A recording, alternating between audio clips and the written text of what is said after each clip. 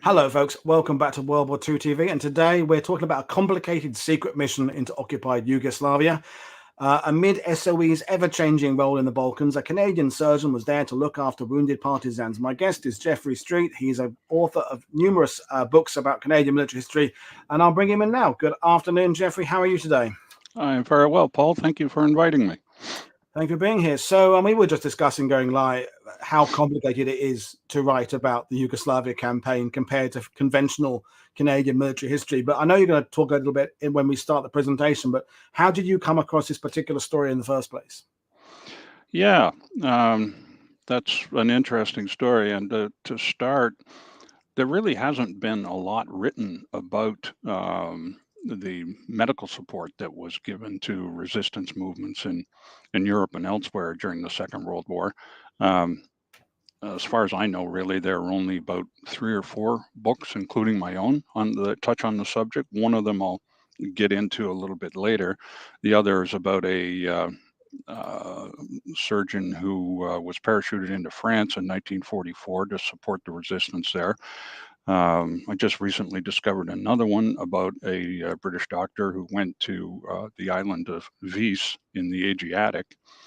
There are some other books that have been published in recent years, privately published or self-published, based on memoirs of people who, in one case, was an orderly in the Royal Army Medical Corps, and he knew Dafoe, and he was, in fact, a source of mine while I was working on the book.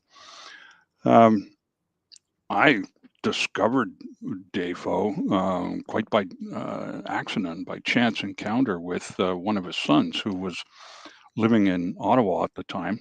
We were introduced, and it was while we were getting acquainted that I just asked him, where are you from, and about his family, etc. He told me he was from Edmonton, Alberta, where his mother lived and was a doctor. I asked about his father, and he said, well, he disappeared in 1969, and his remains were found 3 years later. Well, that got my attention. He then described his father's mission to the partisans in Yugoslavia, which I listened to just absolutely rapt attention. But what really got me hooked on the story was that he told me that his father had left a memoir in which he described his experiences. Now, I was working as a documentary filmmaker here in Ottawa at the time, but I recognized, I think, almost immediately that this was probably better as a book. And so I resolved pretty quickly to write his biography. Now, in hindsight, it was a good time to do that. I assumed that a lot of the people who were mentioned in Dafoe's account would still be alive, and indeed they were. The challenge would be finding them. You have to remember that when I worked on the researched and started writing this book, it was long before the internet and email. Everything was done by letters and aerograms. It would take, weeks to get responses, etc. In addition, a lot of the primary source material that I would like to have consulted was just not easily accessible or was still classified. All the SOE files, for example, were still under wraps. So, it was a case of kind of doing the best I could in the circumstances. Now, I did find a number of people, and in a lot of cases, they corroborated Dafoe's own account. Made several trips to Yugoslavia and found and interviewed people there. So, but I was still a little bit frustrated at times in my research. And it just so happened that the British author, Nikolai Tolstoy, was in town as part of a cross-country book tour here. And I went to see him give a talk at the local public library. And he was describing some of his own frustrations in finding source material for the book that he was promoting. And he said something that really leapt out at me, and I think I must have quickly jotted it down. He said, sometimes the best way of researching a book is to write the book first and wait for information to come in afterwards. Mm. I took some comfort in that. What I didn't expect is that it would take, going on 40 years now, for a lot of information to come in any kind of meaningful way. I was contacted about, no, just to add that I think a large part of that was due to the fact that while my book did fairly well here, it was never published outside of Canada. Had it been published in the UK, for example, with the attendant publicity it might have received, I might have attracted the attention of people there who, could have shed more light on Dafoe's story, but that didn't happen. I did release a trade paperback version of the book in 2005. While the original book is now long out of print, the paperback version is still available, and you can find it on Amazon, for example. And that might be why I was contacted, maybe about 8 years ago, by some relatives in the UK and another source here in Canada who had some insights about the search for Dafoe after he disappeared. So, and that kind of rekindled in me an interest in trying to fill in some of the blanks that had existed for me. And then just over the last year, really, I've had a really good run of luck, and with one notable exception, finally properly identified some of the people that were named in Dafoe's account.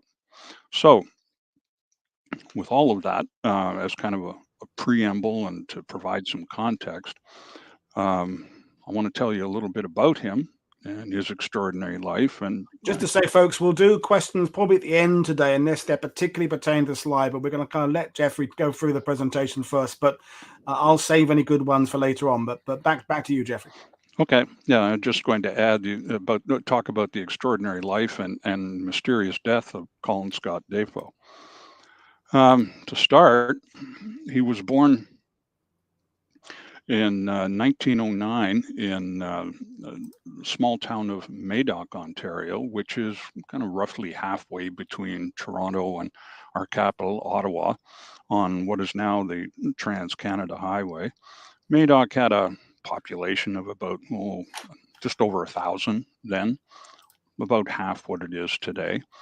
It was a mill town, but it also benefited to some extent from a kind of a minor gold rush that happened just a few kilometers to the north in a place that actually became known as El Dorado. Dafoe's father, Frank, was a successful hardware merchant in Madoc. He'd gone to a business school in Belleville, just today about a half hour to the south on the shore of Lake Ontario.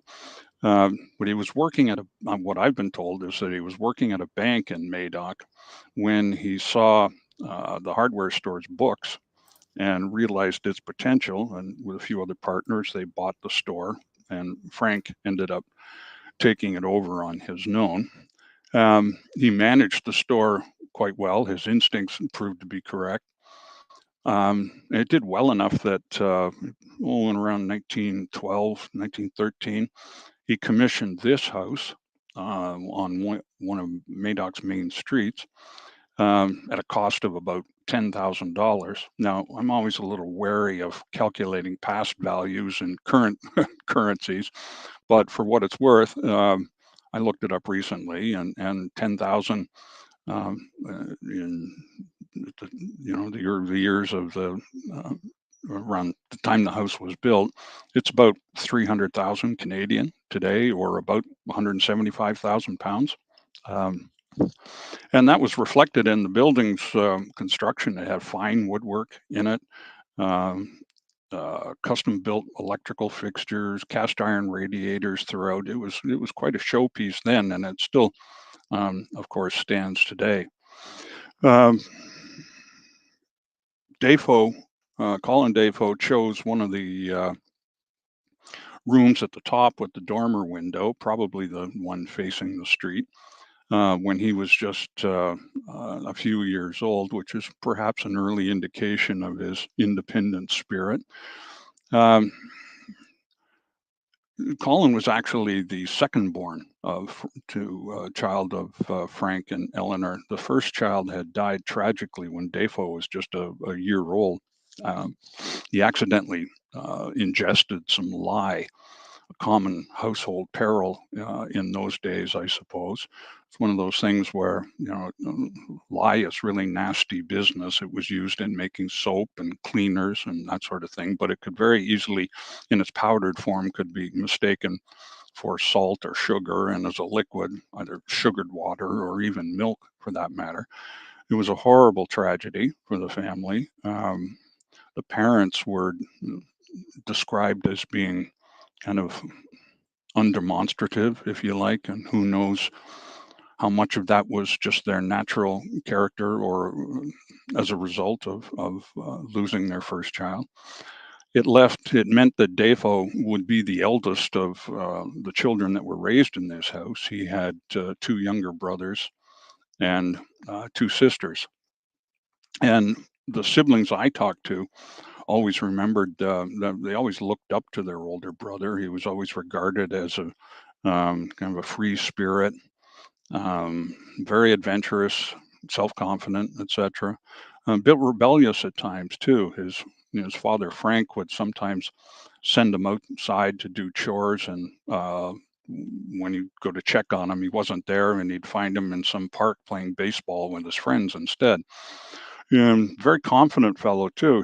There was one story that stands out was that he would often go canoeing on his own on nearby Moira Lake, which is quite large and very picturesque. One day he was out there and a storm came up. He just very calmly pulled the canoe ashore and slept under it all night. So yeah, very independent mind. The boys also worked in Frank's hardware store from the time they were old enough, and age was a factor because, among other things, Frank would sell dynamite to local farmers and mining companies and that sort of thing. And Colin and his one brother used to deliver it to the job sites. Frank kind of assumed that his sons would follow in the family business, but it turned out as Dafoe got older and was a teen, he had different ideas. And part of that was perhaps related to another influential Dafoe family in Madoc. The fellow on the far left was William Allen Dafoe, known as the Old Doc. He had actually delivered Colin Dafoe. And standing next to his wife, Essa. On the far right was he would have been like a cousin, maybe several times removed from Colin, but he was always known as Uncle Will Dafoe. He was another William Allen Dafoe, and he was important in Colin's life because he was always impeccably dressed, well tailored, very sophisticated. Had been a top athlete in his youth, something that Colin Dafoe could relate to. When the First World War broke out, Uncle Will enlisted in the Canadian Army Medical Corps and went overseas. He later transferred and was commissioned into the Royal Naval Volunteer Reserve as a probationary lieutenant. He was injured, invalided home, and resumed his medical studies at University of Toronto. So he really became kind of a role model for Colin, and in every respect, William Allen was quite a striking contrast with his older brother, who was Alan Roy Dafoe, who was also a doctor. He, of course, later rose to international fame when he delivered the Dion quintuplets in think it was May 1934. Alan Roy was quite unhappy in Madoc. He kind of felt that he lived under the old doc's long shadow. And so he'd gone north to the town of Callander, Ontario, and was working there as a country doctor. Will played a huge role behind the scenes in the care and nurturing of the Dion Quints. And he was also kind of playing a quiet, formative role in the life of Colin Dafoe. Will arranged a job for Dafoe at an insurance company in Toronto in the late 1920s, and Colin stayed with him and his family. It seems he kind of tamed a bit of Dafoe's rebel spirit, if you like, and through one means or another, persuaded Colin that he should also pursue a career in medicine.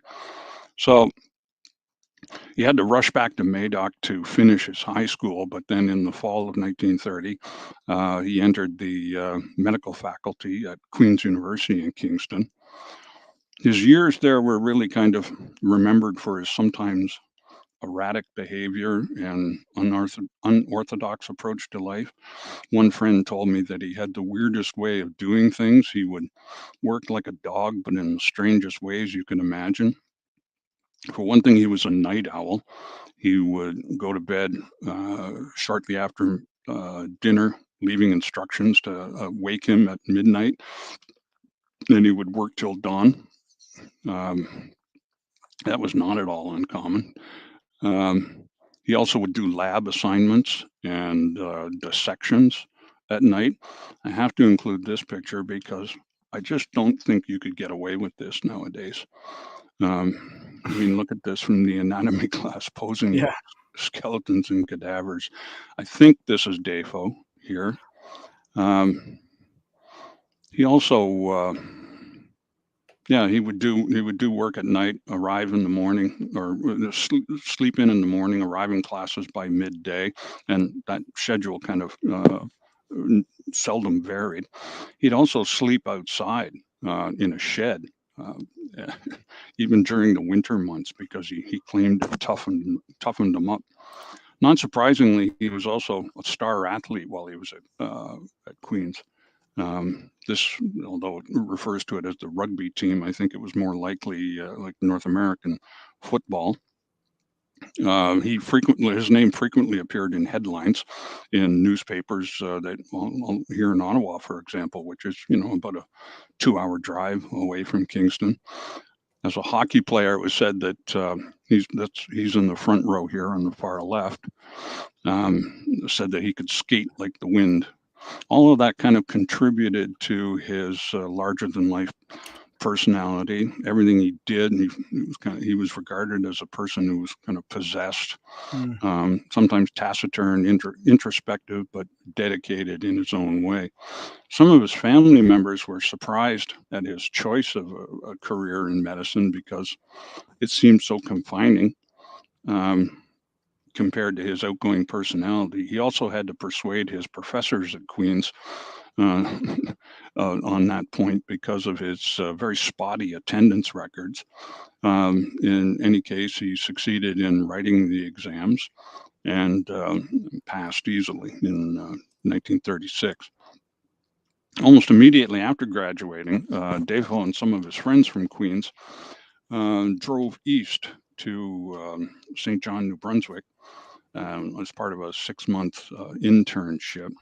It wasn't entirely a happy experience for him. The superintendent at the hospital kind of treated them as though they were in the military. But it was while he was there that he met Charlotte Savory Small, the woman standing on the running board. She was a few years younger than Dafoe. She was born in Chengdu, in Sichuan province in China. Her parents were Canadian missionaries there. She was raised in China.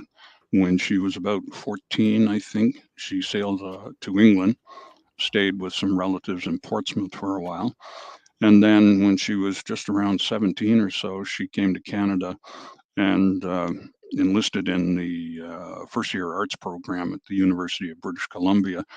A year later, she decided to switch to medicine and went to study at the University of Toronto. She and Colin only had one date. They went swimming together one day. Although she used to, borrow a pair of men's trousers and play baseball with everybody, she too had quite a. She spent a lot of time in athletics while at university. But she was a little surprised one day to find him hovering over her shoulder while she was taking a patient's history to say that he was leaving St. John and he'd like to keep in touch. Oh, no, he just wanted to say farewell. And so off he went. But she received a letter from him about a week later, postmarked in Edmonton in Alberta, asking if she would mind if he kept in touch. Now, I know this slide looks like he hopped on an Air Canada flight and flew out to Edmonton, but I'm sure he took the train, which probably would have been about a week's journey. He was there through an odd combination of circumstances. Some of his mates from university in the engineering program there had gone north up to Lake Athabasca to work with various mining companies. They had written to Dafoe and explained that they were urgently in need of a doctor and they wondered if he was interested. Well, he wrote back immediately to say he was. And so he left Edmonton, flew in a bush plane up to Lake Athabasca. Airplane was crammed with medical supplies and found himself as the sole doctor at the mine and for its 65 or so employees and their families. He designed a small 8-bed hospital, sometimes even built a still for intravenous fluids that were needed. He often traveled by dog sled to take care of some of the First Nations and Inuit communities that surrounded that area. It was hard work. Days were long, but he seemed to really enjoy it while he was up there. What's really important about this period in his life is that it was while he was there that he discovered the Robert Service poem, The Men That Don't Fit In. And this really kind of he adopted it as his lifelong creed, if you like. There was something in it for him that articulated what drove him. He had this kind of relentless wandering spirit. He would often recite this poem to sometimes explain his actions, or just when he felt high-spirited, I guess. And yet for all that, I don't know, for all of that, I guess, meanwhile, he was courting Charlotte by mail. And when Dafoe left Goldfields about a year later, he stopped into Toronto where Charlotte was. She was working at a women's college hospital at the time, I believe. He went on briefly to a posting in Kingston General Hospital before returning to Toronto, and they were married there in April 1938, I think it was. Soon after, they went to Ottawa, and they both found they continued internships there. But already he was getting restless again, and there was talk about maybe going overseas to either Edinburgh or London to pursue postgraduate studies. Surprisingly, Colin had to be talked into it by Charlotte, and eventually they settled on London, and off they went. They sailed on November 11th, 1938, I think it was, and landed in Southampton. Almost immediately on their arrival, they were asked to sign documents declaring their intention to stay in the country in the event of war. Of course, there were sandbags everywhere. It was very gloomy, etc. Only Dafoe signed. As Charlotte explained to me later, he would do anything that seemed adventurous. Their more pressing concern, though, was finding work. They arrived almost penniless. Charlotte was able to qualify as an anesthetist and quickly found work, whereas Colin was he had to work locums for a while, filling in for doctors, and he considered possibly going to the Falkland Islands or Afghanistan. He was kind of reaching for something until he too finally settled on a position. But then about a year later, in February 1940, I think it was, the papers that he had signed on landing in the country, someone had located them, and he was granted an emergency commission in the Royal Army Medical Corps.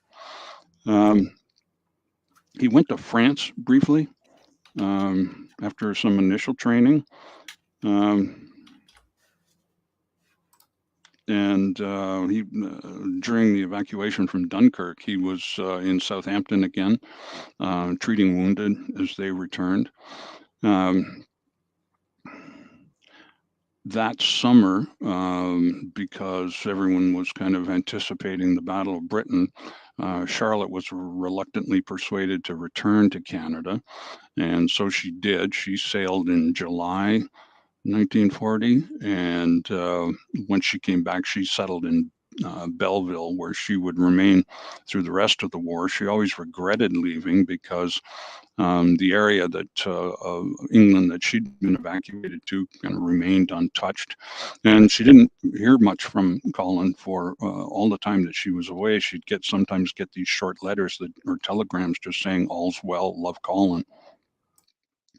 So in 1941, I guess, Dafoe was boarded a troop ship and was on his way to Singapore. They put in to South Africa on the way, and then later went to Iraq. When word came through that Singapore had fallen to the Japanese, and so he was. And new assignments were given to everyone, and he found himself attached to various medical units and casualty clearing stations, crisscrossing North Africa for about the next year and a half. This was a extremely unfriendly environment, if you like, for surgery. As one person I spoke to said, it was a tough life and not for the squeamish. The surgeons often operated without gloves when any kind of scratch in the desert could become septic. They sometimes operated in the back of a truck with a tarp thrown over the back.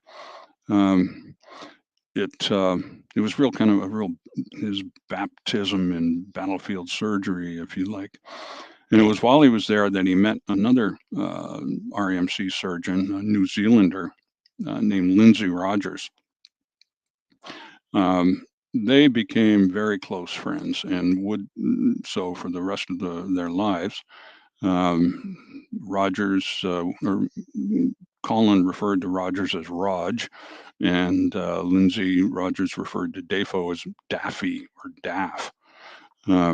Great close friends. Rogers later wrote an account of his experiences.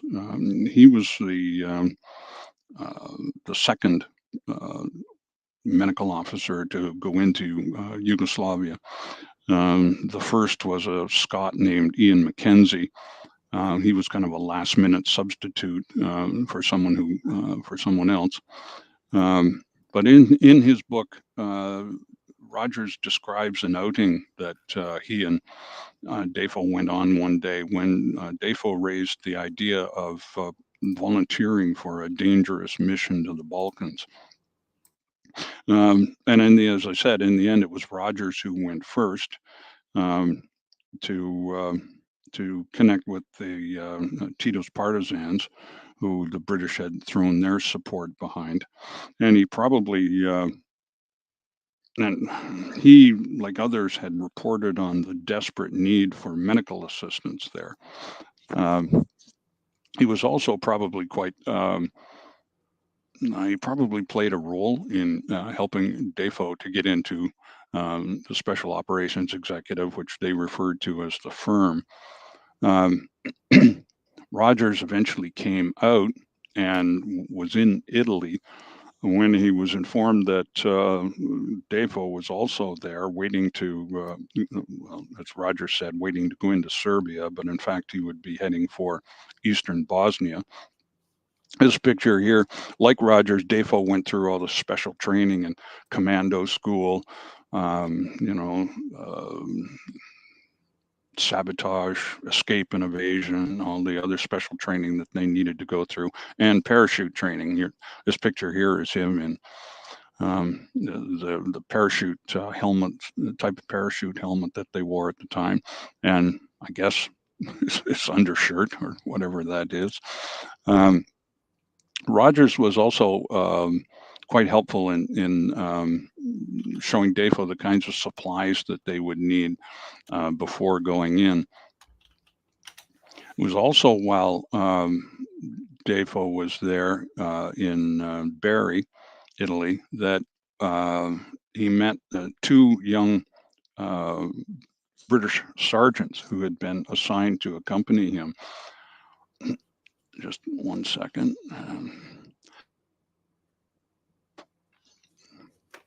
Poe only referred to them as Chris and Frank. I had the notion early in my research that their last names might be Reel and Oxley, or Oxley and Reel, Frank Oxley and Chris Reel. The problem I discovered is that those are just incredibly common names. Really, it just has bedeviled me throughout many years of research. Just last year, though, while following a hunch and kind of with my online sleuthing, I managed to connect with a relative of Chris, who the relative was living in Manchester, or is living in Manchester. And it turns out that his first name was actually Clarence, which perhaps explains why it took me a long time to find. He was from Manchester originally. Let's see, he had to lie about his age, actually. He was an apprentice metal polisher before he enlisted in the RAMC, sometime after the 1939 register was recorded in September. I've applied to the MOD for his service record, but I'm still waiting on it. But I suspect he was in North Africa as well, and possibly Italy. We know he was in Italy and in Bari in particular, because he told one of his relatives that he was there during the infamous air raid that resulted in one of the ships releasing mustard gas into the harbor, etc. So, but meanwhile, Frank remains a total mystery to me. I thought I had, long story short, I thought I had identified him until recently. I tracked down a former daughter-in-law who's now living in Wales, but through some documents that were shared with me, it quickly became apparent that the person that I thought was my Frank Oxley was not. And so I'm continuing my search for him. So if you know anyone or anyone there knows a Frank Oxley who was in the Royal Army Medical Corps during the Second World War, let me know. So all of that to kind of provide some background to who Dafoe was and what prepared him for his great adventure with the partisans in eastern Bosnia. This is a signal that was sent to the field at in the early weeks of May 1944. Now, if the technical gods are good to us, I want to let Dafoe himself explain some of this to you. In 1945, when he was on leave to Canada, he recorded a 12-minute broadcast for our CBC radio. I want to play a short excerpt from that now. So if we have the first clip queued up and we can play it. Here we go. In April 1944, I parachuted into Yugoslavia with 2 sergeants and 4 plane loads of medical supplies. We flew in as a result of a request from Tito's headquarters, an urgent request for medical help. It was a bright moonlight night. We landed in a high mountainous area in East Bosnia. This was one of Tito's favorite strongholds, because the terrain was such that the partisans could continually harass the enemy and really carry out Tito's orders. A dictum which ran, attack when they aren't expecting it. When they attack you, withdraw. It was in this area of the Bosnia Mountains that some of the most severe fighting in Yugoslavia took place. We all landed safely by parachute and were quickly picked up by the partisans. Unfortunately, 1 plane load of supplies dropped to the enemy, who were camped in a nearby valley. Snow was on the ground. I don't know why he said it was April 1944 when they went, but very clearly it was in May. But the rest of it, I think, I think it's interesting to hear his own voice describing. We'll come back to a couple of other clips in a little while. The area that they, this is I want to show you the area where they landed. This is an end paper map from the first edition of my book that kind of shows, well, it attempts to show an approximate route that they would follow through later in his mission. This is where he landed, a small village. It was a frequently used dropping ground in that area called Chanichi. The British mission was very close to this area at the time. And he connected with a British mission that was supporting the Third Corps, Third Partisan Corps, sometimes referred to as in Serbo-Croat as the Corpus, the Third Corpus. It was under the command of one of Tito's most experienced and trusted officers named Costa Naj. On the left, he's seen pictured there with a Major Basil Davidson, who had led a British mission to the partisans into that area in the fall of 1943. Naj was about Dafoe's age. He had been imprisoned in pre-war Yugoslavia for his communist views, went to Spain, commanded some of the Balkan battalion in the international brigades, wounded several times. But after Germany invaded Yugoslavia in April 1941, he organized uprisings in Croatia and formed the nucleus of the Third Corps in 1942. In a letter to me, Naj wrote that, or he recalled that a surgeon was more valuable to us than a division. And of his wartime friend, Colin Dafoe, he added, he was not only a good surgeon, but also a very kind man, self-effacing, self-sacrificing, and above all, a brave soldier. There would be numerous encounters between Naj and Dafoe while Dafoe was there. For some reason, Naj always referred to Dafoe by his middle name, Scott. The night that he landed, Dafoe connected with the British liaison officer in charge of the SOE mission to the Corpus. It was codenamed Toffee. This was actually about the 3rd iteration or crew that had been part of Toffee since it first arrived in the country. With him is his Yugoslav interpreter. He was kind of the old man of the party. He was born in 1899, I believe. He was a strong, tough peasant type with a irrepressible zest for living, as he was described by one person. He had, his name was George Diklich. He had emigrated with some brothers to the United States in 1913, I think, and held various jobs. Volunteered for to return to Serbia near the end of the First World War, and then moved back to the United States and held various jobs. He was recruited in New York by British intelligence, and was supposed to come north to Camp X on the shore of Lake Ontario for training, but he ran into immigration problems. He ended up being trained in Maryland. Before he was he and a couple of other Yugoslav Canadians were parachuted blind into Bosnia to in an attempt to connect, one of the earliest attempts to connect with the partisans. And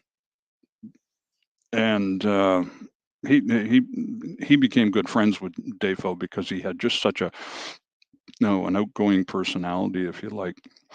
For a long time, Wilson was another of the individuals in Dafoe's account that I spent a lot of time trying to properly identify. It wasn't until a few years ago that a family member contacted me, and I learned that his name was, in fact, Tom Pringle Wilson. He had he'd gone to Sandhurst before the Second World War. He served in India and then the Western Desert Force. He was wounded, or rather, first he was he earned the Military Cross for an action in the Battle of Sidi Barrani on the Mediterranean coast of Egypt. Don't ask me to describe what that battle was all about. But for his part, it involved leading a troop carrier. It was an assault that resulted in the capture of a key objective. He was later wounded, captured in Syria and escaped, etc. He entered the firm and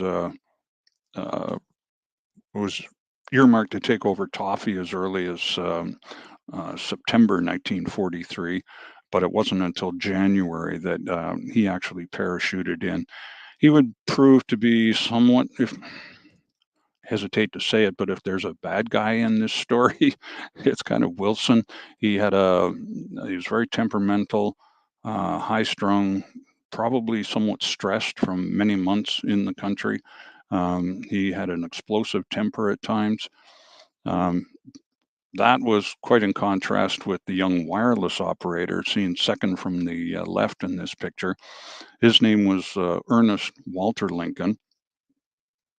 He was, I think he had to lie about his age to get in.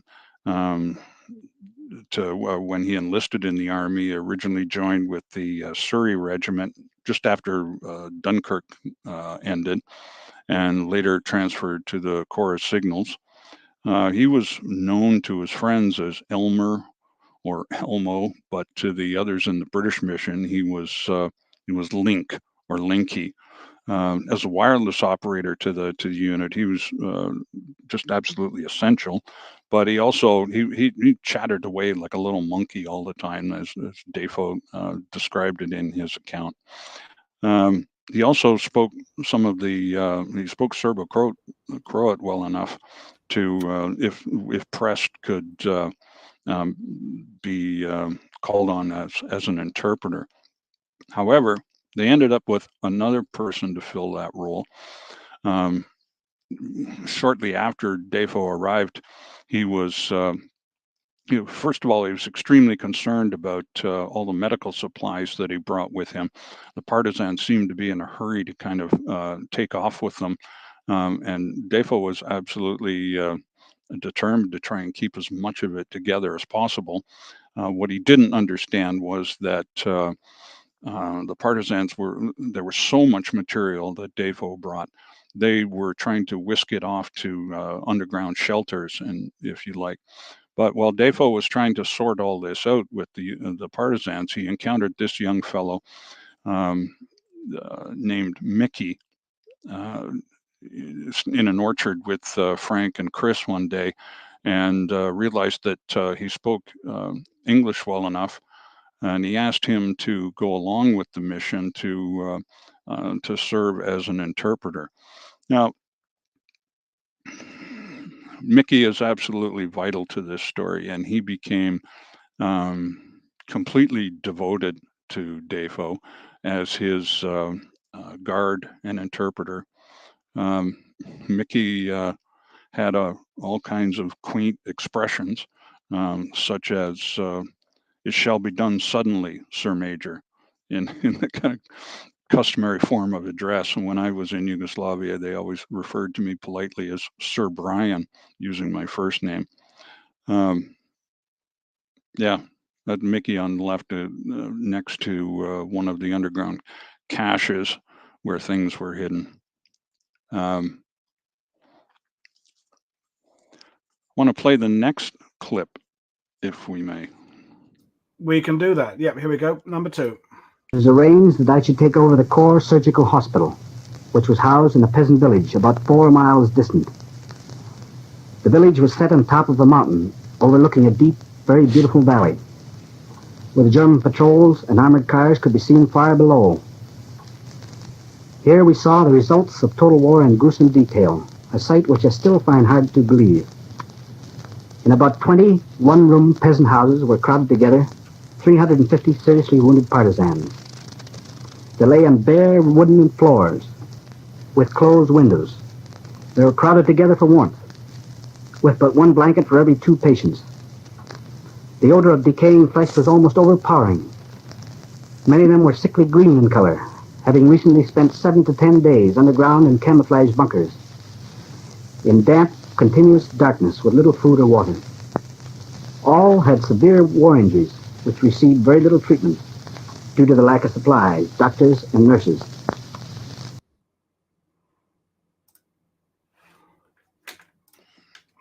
Brilliant stuff. Yeah.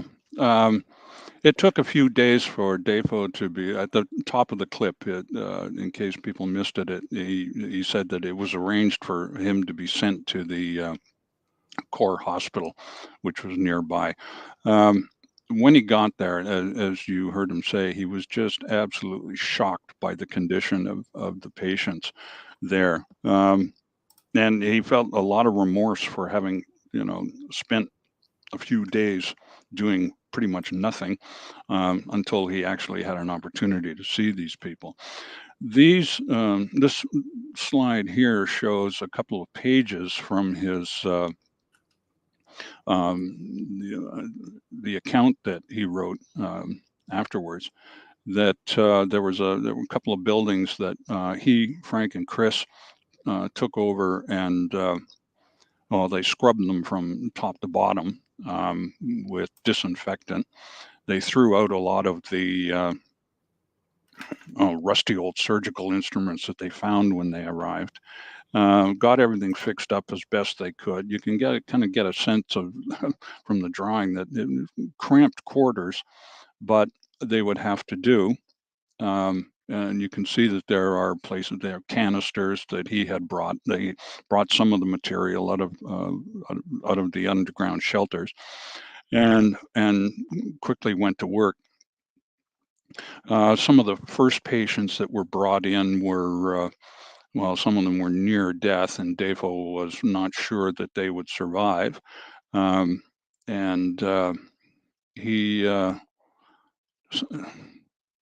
He describes in his memoir how these rooms were like crammed with people, onlookers, curious about what he was doing.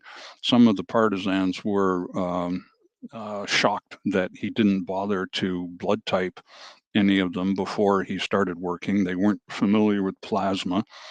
And when one of the first patients died, the partisans implored him not to give their patients any more of that poison. And so he was working about 15 hours a day, operating on about 15 patients a day, for the first few days. Chris was his anesthetist. Frank was a trained surgical assistant handling the instruments. Yeah, he finally succeeded in clearing some of the onlookers out, and so that they could work with a little bit more elbow room. He says that the death rate was still about 6 per day initially. These were people who had, well, there's a passage in the book that's from his memoir in these early days. He says the cases came on one after the other, gunshot wounds to limbs with and without fractures, most of them severe and running with pus. I never believed that there was so much pus in the world or that individuals could exist with so much of it, literally buckets. Many of the fractures were so severely infected that I could not put plaster of Paris on them as I wished, but only back splints. I remember one woman of about 25, good looking and intelligent, with a gunshot wound to the knee and femur. She was very brave about it all, but I think a day or so later, he ended up having to amputate the leg. And it just kind of went on and on like that. I want to talk a bit about the partisan nurses who were assigned to work with him. Most of them were quite young and untrained. Some of them were literally still teenagers. The young woman on the far right of this picture, she was one of 2 partisan girls, young women, who were assigned to take, kind of be, I don't know, they were more caretakers than nurses. The young woman on the right, her name was Zaida or Zada. Dafoe and his assistants called her Susie. She was about 14 years old. If you can imagine, the picture on her right, though, she could be tough if she needed to. She would sort of frolic around their campsite and the hospital in her oversized army boots. But you see in this picture with a pistol and a hand grenade, you didn't want to mess with her. In fact, Chris afterwards claimed that she saved his life at one point. I don't have any more information about that, but he preserved a picture of her for many years. In fact, this picture on the right comes from the relative that I ended up connecting with. Wow. There's another nurse.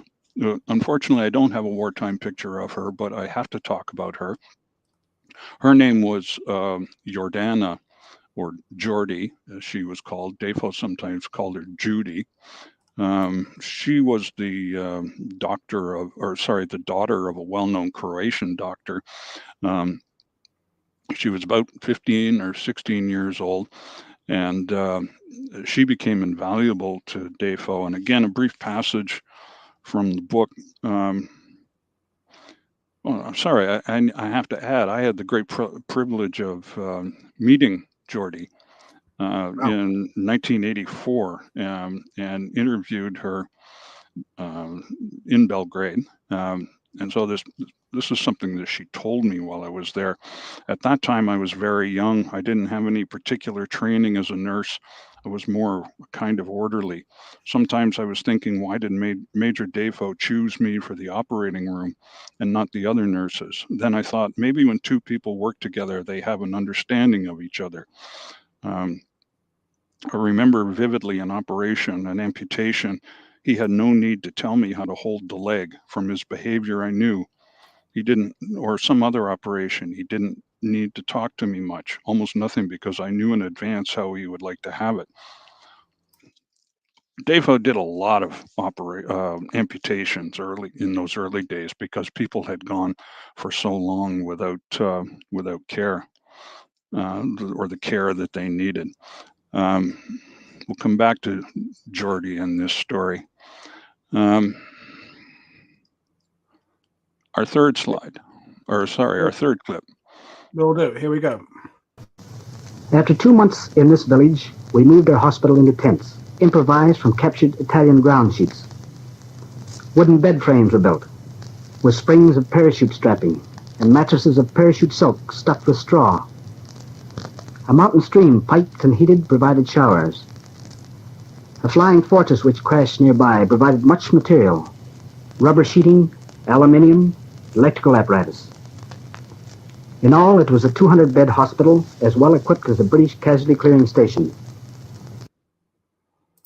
Yeah, Dafoe had an idea for this, what would become known as his parachute ward. He'd had this an idea for this for a while. He was just working through the backlog of cases, but what it was basically was this kind of outdoor ward built of wood and parachute silk, with these wide canopies under wide hammocks, each of them under a wide canopy. There was a camouflage parachute at the top, and these ground sheets were stretched underneath. It was built in a clearing not far from them.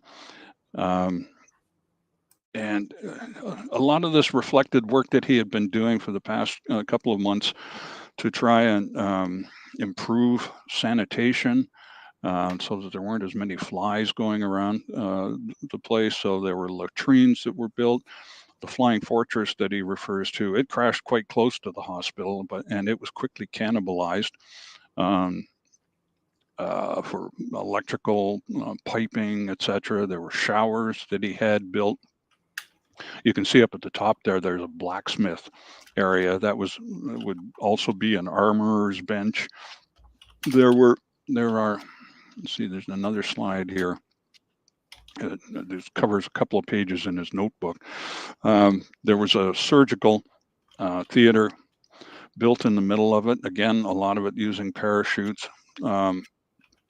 One day, a convoy of about 100 ox carts pulled in, all filled with wounded from some battle that had occurred. And that spawned the idea of also creating a stretcher that had like wooden frames and handles on each corner, and use parachute webbing and parachute silk to kind of create a bed so that the patients could be carried more comfortably.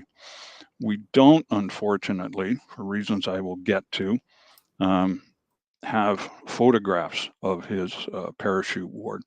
We know from his account that he took a lot. In fact, one morning, he made a point of going around and photographing the wards, the surgical tent, even the latrines, he said. It's just a shame that we don't have those anymore, and I'll explain why. Nor do we really know where it was. We know roughly it was in this village called Mihailovici. This is actually me with Mickey in May 1944. I was there, and this occurred during events that were held to mark the 40th anniversary of Dafoe's mission there. I'm not entirely sure if we are standing where the hospital was situated or pointing to where it was located. This was a very hectic day as part of this this tour. There was a large delegation that showed up there, and this was one of the few times I actually had some alone time with Mickey. But it does give a sense of the terrain, and which Dafoe had always kind of marveled at the beautiful setting that they were in. And unfortunately, it didn't last long. Not long after the day that he went around taking pictures of everything, one morning or early afternoon, it might have been, he started to hear shouting, some gunfire that was a little bit closer than usual. Next thing he knew, he saw his hospital, his parachute ward being dismantled all around him, and they realized that the place was being attacked, and patients and nurses were quickly rushed off to underground shelters, and they were ordered to head for the hills. Before they went, Dafoe was furious. He was both shocked and furious, and it was remembered that he pulled out his service revolver, I guess, and he stood on one of these ridges, kind of like where we are now, and he was just firing away at the enemy, attacking them. And the partisans who witnessed this really felt that they regarded it as a real heroic moment on his part, and that he was really taking part in the fight now as well. But this signaled, oh, sorry, there was also another location that was close to there that Mickey took me to actually several years earlier. This field on the left here, and it was it sat in the middle of this great elliptical valley with the low-lying hills around it. This is where the first Allied airfield was established. It was in a place called Osmatsi, and Dafoe, again, along with striving to build this better hospital, had been urging for some time to evacuate as many wounded as possible to Italy, so that they could get better care in proper hospitals with access to X-ray machines, etc. But it was like one day when he was in the middle of an operation, this fellow on the left appeared in the doorway. He was a RAF sergeant, later pilot officer, Ian McGregor. He'd actually gone to Yugoslavia as one of Lindsay Rogers' assistants on his first mission. Before that, he had been a parachute instructor, had experience with the SAS, ranging behind enemy lines in North Africa.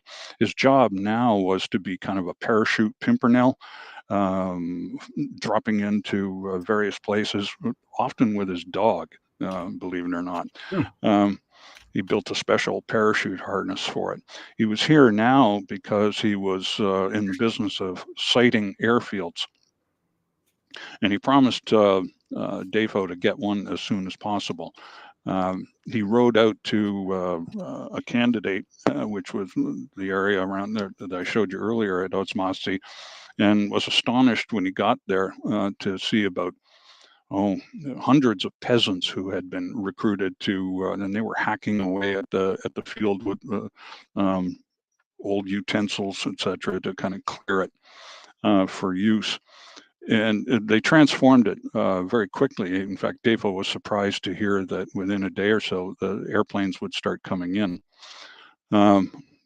On the left here, you can see a monument that was erected in the early 1950s to commemorate the airfield. And on the right, as wounded would be loaded into aircraft. Each one was supposed to take about, I think, 25 patients, and they would be, the pilots would be sometimes, they could be persuaded or distracted enough that they could get 30 or 35 in each.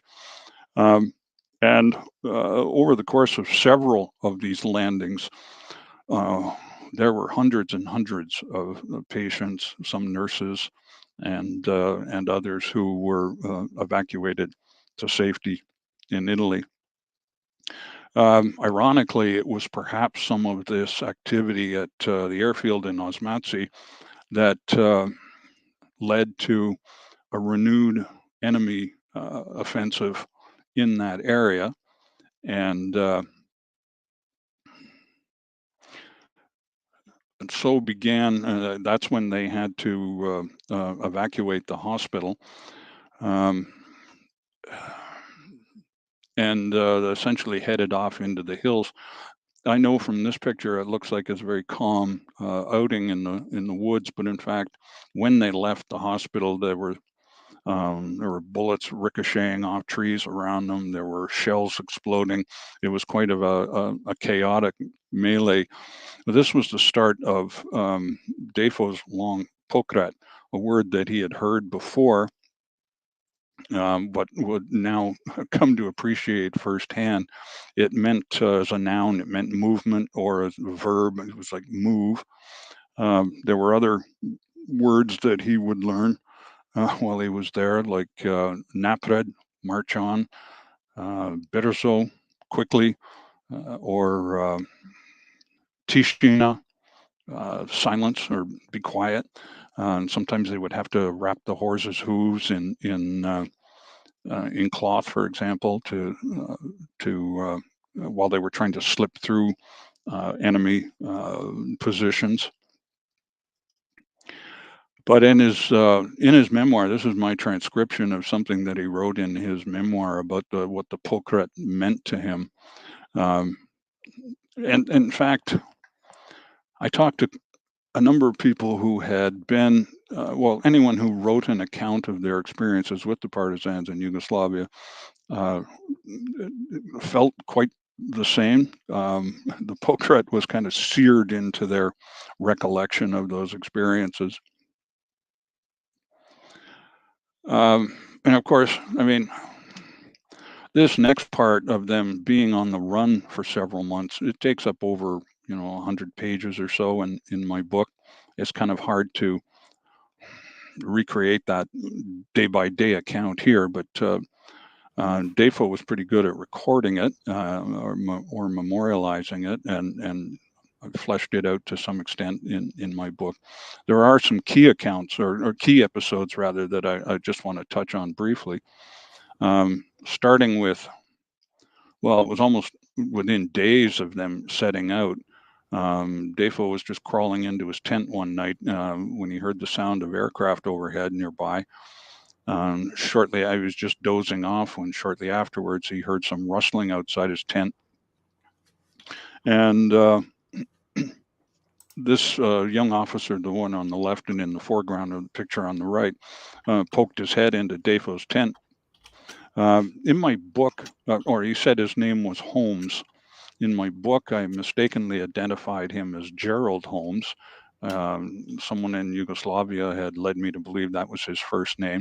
A relative who contacted me corrected that and informed me that his name was actually Wycliffe Macready Holmes.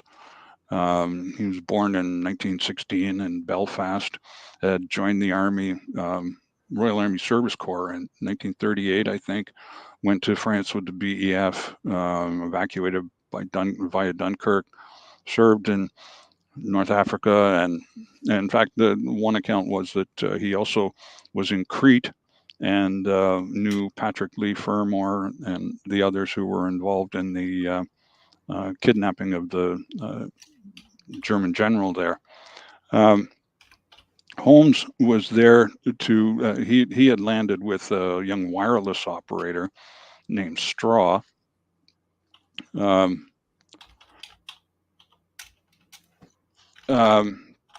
His mission got off to, he was supposed to connect with a partisan division. But his mission got off to kind of a rocky start or bad start. It was discovered the next morning that his wireless operator had died of injuries sustained while landing. He got caught up in a tall tree, had fallen about 60 feet and cracked his skull. And the British mission was all pretty shook up about this. This was the first death in the immediate family, if you like. A very solemn funeral service was held the next day. He was buried with full military honors, that sort of thing. Straw is now in the care of the Commonwealth War Graves Cemetery in Belgrade. Eventually, a replacement was sent for Straw, and the young fellow standing right behind Holmes in the picture on the right, his name was Jeffrey Eden. He was only about 21 or so when he arrived. He was from West Ham in London, joined the Royal Army Corps, and was on the island of Vis in the Adriatic after joining SOE. He parachuted in. The chap on the left of the picture is another wireless operator. He'd actually arrived not long after Dafoe did originally back in May, but he doesn't appear in Dafoe's account until much later. His name was Dennis Jasper Ball. He was a very quiet, shy fellow, although he could let Wilson know whenever he irked him. He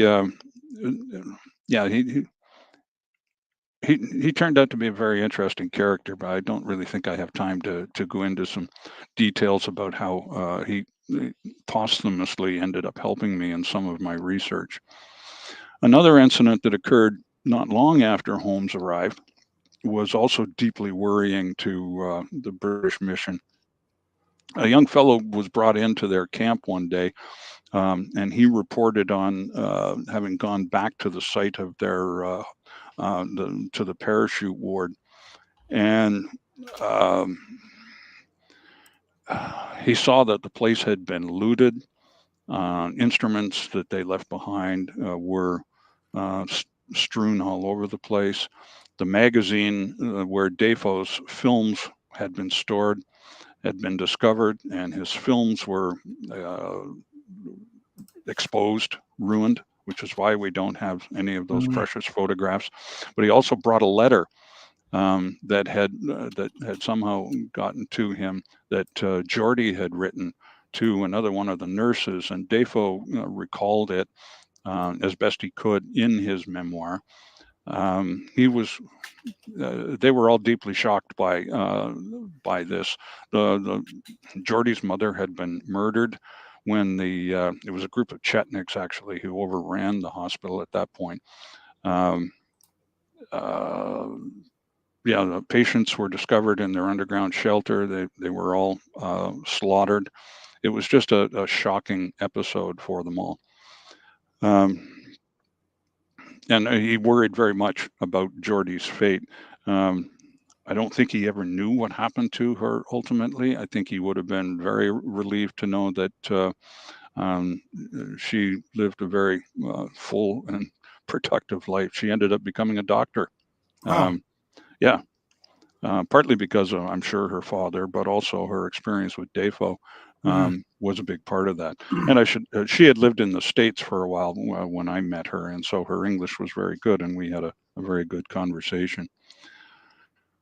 Again, back to the end paper map, just kind of showing the route that they were following. This has to be taken very generally, and I from some additional research, I get the feeling that there would have been a lot more zigzagging going on in there, and that maybe it needs to be widened a little bit because records that indicate where Holmes landed, for example, are a little bit farther to the west in this picture.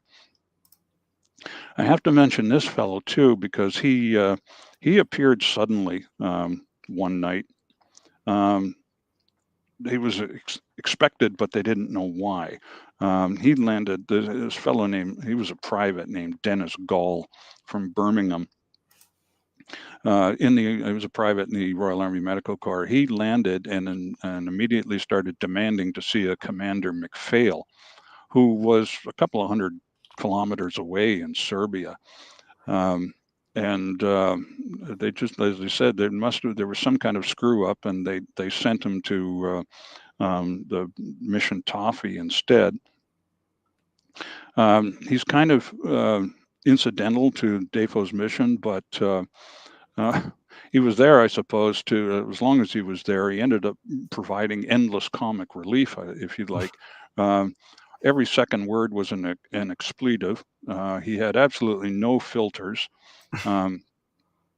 He didn't mind telling Wilson what he thought of him whenever he bothered him. Demanded a horse, all kinds of things. He was such a character, but it's very important to me in my follow-up research because I ended up connecting with his grandson about a year or so ago. And the grandson is absolutely determined to preserve this fellow's legacy and has been enormously helpful to me in providing images, copies of documents from the National Archives, etc. As the Pulkret continued, they also met. Dafoe ended up getting, and Dafoe, Frank, and Chris ended up getting sent off to a partisan division. And while there, they met a partisan doctor named, hard to make out in this picture perhaps, but he's on the horseback to the right, named Dr. Dragic, George Dragic. He was a country doctor before the war. And the other fellow on the left, his name was Zvonko Grakalic. These two got along. They were constantly joking between themselves. And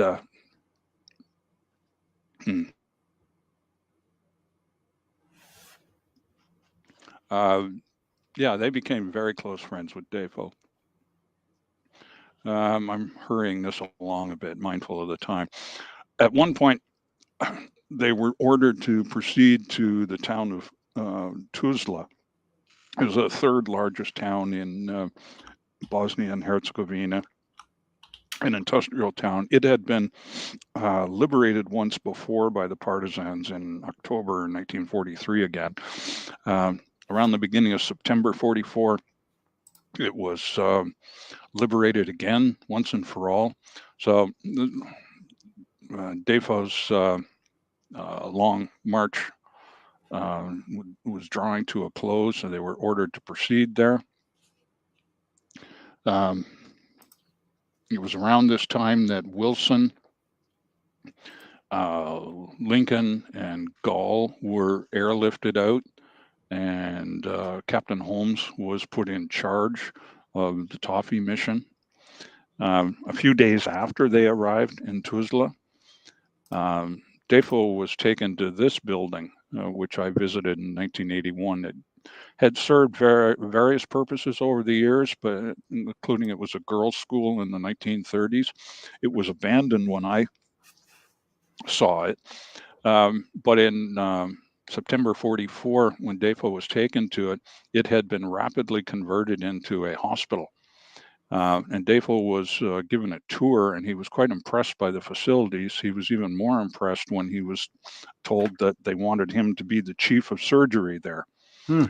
And he thought this was an enormous honor. But then he made a mistake. He told the partisans that he really wanted to go back to Italy to get supplies that they would need to make a really smooth running facility. The partisans were really worried about him going. They were concerned that he might not be allowed to return. And in fact, that turned out to be the case. He and his assistants flew out on or about the 5th of October, I think, from the airfield at Osmazi. And when he got to Italy, the doctors took one look at him, and he said the first place he was going was a hospital. Dafoe later said that he thought he might have had tuberculosis, and he suffered from a number of other ailments. He had been ill for a while, it turns out, while he was working in Yugoslavia. So he spent months convalescing.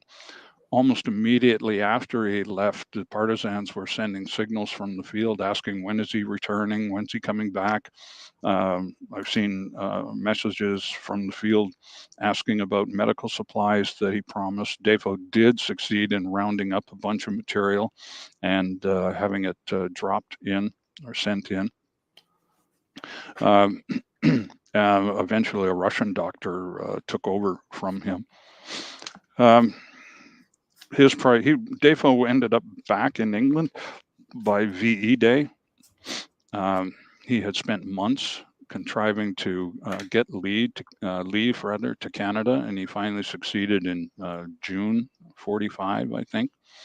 He sailed to Halifax. From there, took a train to Belleville, where Charlotte was. He surprised her in the middle of the night. She was due to give an operation the next day, but she ended up requesting or asking for and receiving some time off. he received a lot of newspaper coverage when he was here, including, and one of them featured this picture. You can kind of get a sense of just how much weight he had lost. Yeah, he's lost a lot, hasn't he? Yeah. He doesn't have that kind of Chaplin-esque Yeah. debonair look to him. He looks like he's still recovering. Anyway, yeah, he received a lot of press while he was here.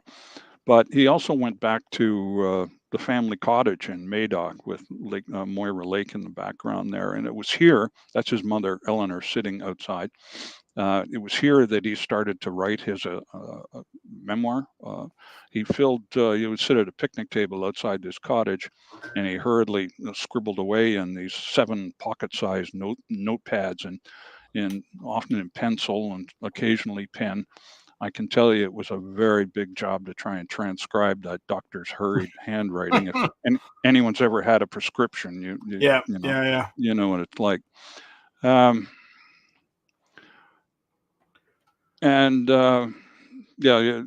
with Charlotte, reunited with Charlotte there as well, with Moira Lake in the background. I'm going to kind of encapsulate the remaining time in the 40s and 50s for that matter. They ended up going back to the UK together. He tried several times to write exams for the Royal College of Surgeons in Edinburgh. They ended up, long story short, they ended up settling back permanently in Canada just at the start of the 50s. Dafoe had taken up or accepted an opportunity in Edmonton again. He, for a while, briefly joined the Royal Canadian Air Force Reserve. And I guess that time was really marked by him becoming well-known, increasingly successful as a thoracic surgeon. The 1960s were kind of a different story. They were marked by great success or continuing success, but also a number of tragedies in his life that I think over time increasingly affected him. The first was in June of 1962. He received news that Lindsay Rogers had died in just a ridiculous traffic accident back in New Zealand. He and Charlotte had visited with Rogers not long before that, and he was really affected by that. But even more so, a year later, he and Charlotte's first son, named John, took his own life, which was, I just can't imagine. I mean, how that affected him. It was said that Dafoe became much quieter, more introspective afterwards. And then a few years later, Dafoe's youngest brother, who was named Eric, also took his life. He was a mining engineer, I think, in Riverside, California, who had recently lost his job, felt his life was going downhill, etc. So, as I said, the 60s was kind of a dark period for him. And at near the end of the 60s, Dafoe began to grow increasingly worried, I was told, about losing hospital privileges. He was associated with, I don't know, half dozen hospitals in Edmonton upon turning 60, which of course would happen in November 1909. And that brings us to the final part in his story, the disappearance. That kind of in large part sparked my interest in this story in the first place. He and Charlotte drove from Edmonton first to Jasper and then Banff. For anyone who's been to that part of Canada, it's absolutely breathtakingly beautiful. They had golfed along the way, although later Charlotte said that Colin seemed really edgy or unsettled for some reason on the trip. And it didn't help that at one point along the journey, he had to stop to fix a flat tire, and he strained his back while doing it. Their destination was the Waterton Lakes National Park, right down at the bottom there, where it kind of overlaps with the U.S. border. Now, I have to, and this is the park. At this point, I have to give credit to a fellow named Edwin Knox, who's a now retired Canada Parks employee, who worked for many years at Waterton Lakes and has sent me many photographs, some of which I'm going to include here. You can get a sense of just how fabulous this place is and scenic. Towards the settled area in the middle right, there was a small harbor. They checked into the Prince of Wales Hotel. This was on July 29th, 1969. And the hotel sits on the hilltop in the foreground there, but they had, on checking in, they were informed that they had just missed a boat tour and they would have to wait a little while. So this irritated Colin even more. The last straw for him really was that while they were waiting in the car, he spoiled a roll of film from a recent holiday trip to Tahiti. And this kind of sent him into a rage, and he stormed away. And it turned out it would be the last time that Charlotte saw him. She waited an hour, returned to the hotel, stayed overnight, and returned to Edmonton on her own, and then flew to Toronto on a pre-arranged holiday. And it was only about a week later, on her return to Edmonton, and he still wasn't there, that she contacted authorities to lead the search. And a lot of that is accounted for by the fact that throughout his life, even from starting in university and in the post-war years, he had a habit of disappearing at times. And she just thought this was kind of par for the course. Although I think they were also harboring concerns that it might be more than that. The search for him was quite thorough. The local RCMP detachment, I interviewed the former corporal who led the investigation. They would frequently roam the mountain trails on horseback. At one point, aircraft were brought in, etc. So the search was thorough, but in some respects, it's also a bit baffling. And I'll explain what I mean by that. There were numerous theories about what happened to him, that he some thought that maybe he had been murdered by Yugoslav extremists in Canada. There were these notions that he had gone away on some kind of CIA deal. Some of the theories were quite wild. But when I say it's baffling a little bit, I want people to take note of the footpath that runs out in front of the hotel, and also the roadway that appears at the very bottom of this image. We know that Dafoe or Colin and Charlotte had a room at the front of the hotel on the 5th floor, and we know the room number from records. This is actually a view from inside the room they had.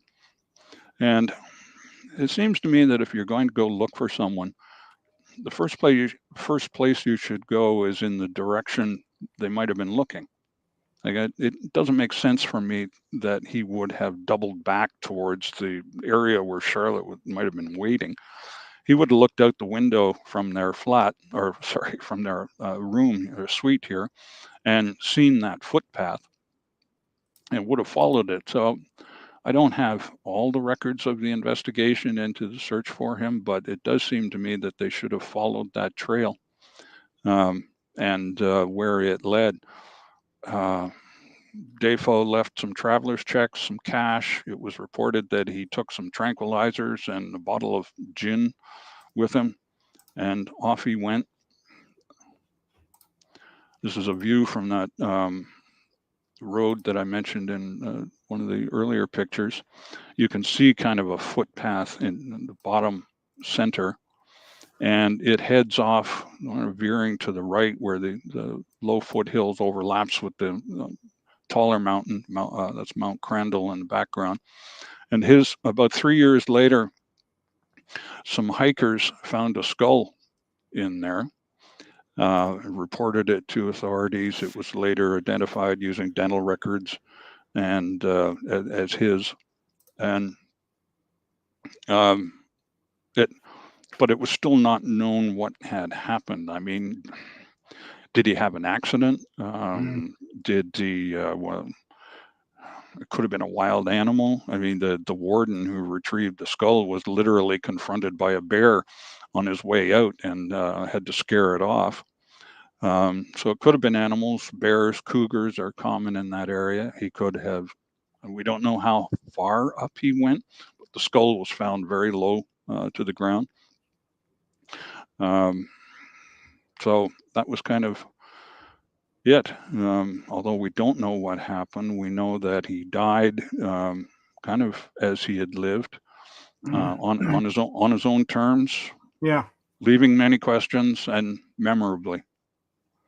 Yeah, I was just going to, well, thank you. What a fantastic presentation, Jeffrey. But it seems ironic that someone who lived that kind of life would leave us with mysteries at the end. That would seem a neat dying at 90 in your bed with everything, noted and ticked off and checked would not quite fit in with the kind of life he led. Maybe. Well, we don't know what demons were really. Like a lot of people who served in those SOE missions, there was a lot of PTSD, what we would call PTSD afterwards. Yeah.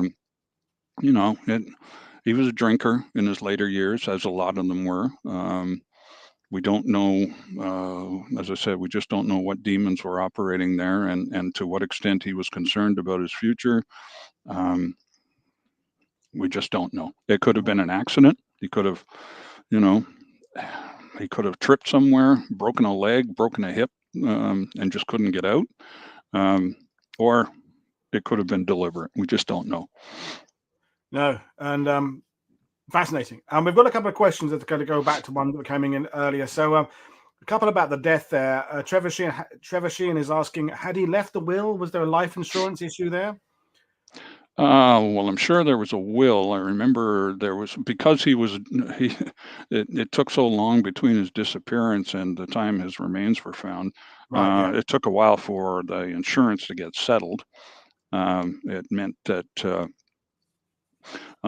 Charlotte had to go to work. They had 3 children, and of course the first had died around. Yep. As a teenager, but it took a while to get a lot of that sorted out. And just to confirm, did they find just the skull, or did they find the skull and the body somewhere else? Just the skull? No, just the skull with the lower jaw missing. 3 years. Yeah. And did the skull get a burial? Was the last question. I know there was a funeral service in Edmonton, and there is a grave, so presumably yes. Okay, and then the last 2 questions, going back to the earlier part of the story, Bill Kemp is asking, all during his time in Yugoslavia, what was his wife hearing? Anything at all? Was it occasional letters or like nothing for years? There were occasional letters. At one point, Dafoe refers to supply drops that missed the target, and he complained about some of his letters from Charlotte being read by others. But he couldn't say much. He couldn't tell her where he went, although she figured it out from some coded language. But he couldn't say very much about it. It was kind of going back to all is well, love, Colin. Yeah. Well, to be fair, that's what most people were saying in theatre, whether they were with an infantry unit in a regular campaign or SOE, you didn't say much. But the last message is referring. You said you interviewed lots of people who had any connection with covert activities in Yugoslavia. So Stephen is asking, I would be curious to know if Jeffrey was able to interview Thomas Fuller, who was in that area working for Tito. Yes, indeed, I did, and it was not for this book. Tommy Fuller was in command of a flotilla of MTBs or MGBs based on Vis. Vis was notoriously known sometimes as the Island of Terrible Friends. It's a great name. But actually, I interviewed Fuller, who lived here in Ottawa, for the next book that I wrote or co-wrote called Champagne Navy, about the Canadian small boat raiders during the Second World War. So yes, I did have an opportunity to meet him. Very colorful character. Brilliant. Well, I think that's it. Everything else, I think you've pretty much been covering as we're going along. So, Jeffrey, it's been absolutely fantastic talking to you, folks. We're back in tomorrow talking about the Polish contribution to the code breaking and Enigma and all that. That'd be a fantastic presentation. So that's it. So if you're new to the channel, don't forget to click and subscribe. The links to the Amazon paperback version are in the description below. And I can't wait to invite another reason to invite Jeffrey back for something else. Superlative presentation and fantastic visuals and audio clips. So that's it. Thanks. This is Paul Woodhead for World War II TV saying I will see you all again tomorrow. Cheers, everybody. Bye.